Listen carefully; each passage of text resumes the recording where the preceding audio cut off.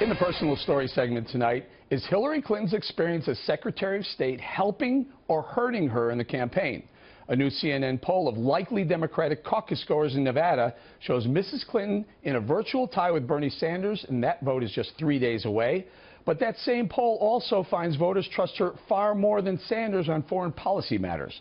A new national poll by Quinnipiac also finds that 93% of Democrats think she has the right kind of experience to be president, compared to 74% for Sanders. Maybe that's why Hillary is making statements like this. When people go to vote in primaries or caucuses, they are voting not only for the president, they are voting for the commander-in-chief.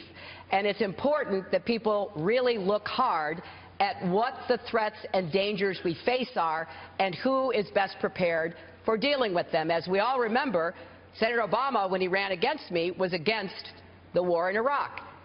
And yet, when he won, he turned to me, trusting my judgment, my experience, to become Secretary of State.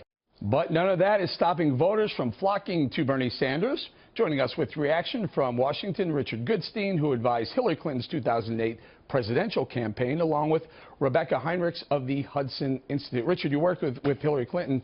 Boy, she's crushing it in that same Quinnipiac poll in Nevada. Hillary Clinton, people trust her 68% versus 28% when it comes to foreign policy. Well, you know, you don't even have to ask the voters, Eric. You just have to turn on one of these Democratic debates.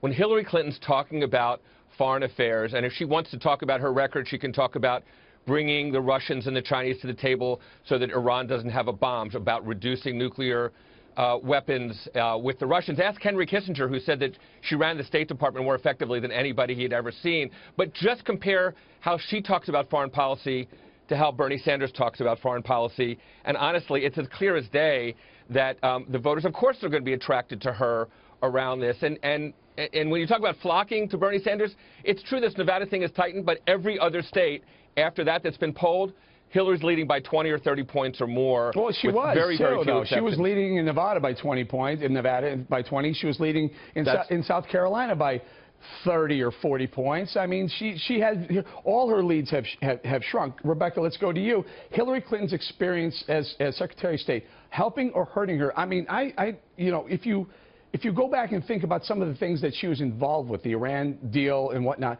it may help her in a primary, but will it help her in a general? Yeah, you can take a look at that poll. You got to put it into some context. These poor Democrats, they've got Hillary to choose from or Bernie Sanders. You know, pick your poison.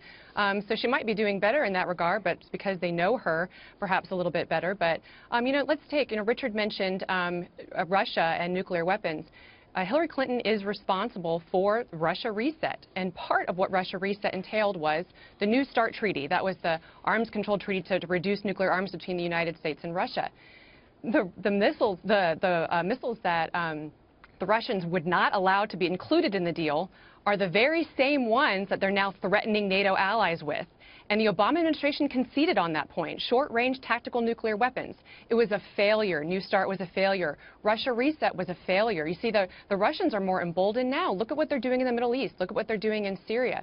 So she owns Russia reset, and it was a disaster. She owns... And Richard, she does. She owns those. She also owns the Iran deal that ends up looking really, really bad for America. Just yesterday, we heard that the Iranians are now dealing with the Russians, as Rebecca points out, to buy not only tanks, but also fighter jets, both violations of the Iran deal. Now, we have her DNA on that deal. When Hillary Clinton became president, the U.S. was reviled, became Secretary of State. The U.S. was reviled around the world. George Bush couldn't go anywhere without almost literally being inside a bubble. And now, yeah, we have North Korea that wants to kill us. We have Iranians that want to kill us. We have ISIS that wants to behead us and drown us. Talk to any CEO who wants to open operations abroad. Hillary Clinton went to bat for Boeing, for GE, for Corning, and the list goes on and on. Wait a minute. You just named two companies that happen to be tied to donations to the Clinton Foundation so you're for saying deals that with foreign countries. Rebecca, hold on, Richard. Hold on, no, Eric. You're saying that she shouldn't have... You're saying she shouldn't have created jobs in the U.S.? I think you named two companies. No, I'll tell you what she did. Hold on. I think with the Iran deal. Hang on. Stop. Hold on. You named two companies that I know for a fact that the donations were made on behalf of GE and Boeing, and they ended up with deals with foreign countries. Foreign countries have also had, the same countries who were back there have also had Bill Clinton speaking for $400,000 and $500,000 for an hour. Rebecca. That's exactly right. You want to talk about jobs she created? All of that, the billions of dollars pumped into the Iranian economy is going to go straight to building missiles, straight to building greater conventional arms.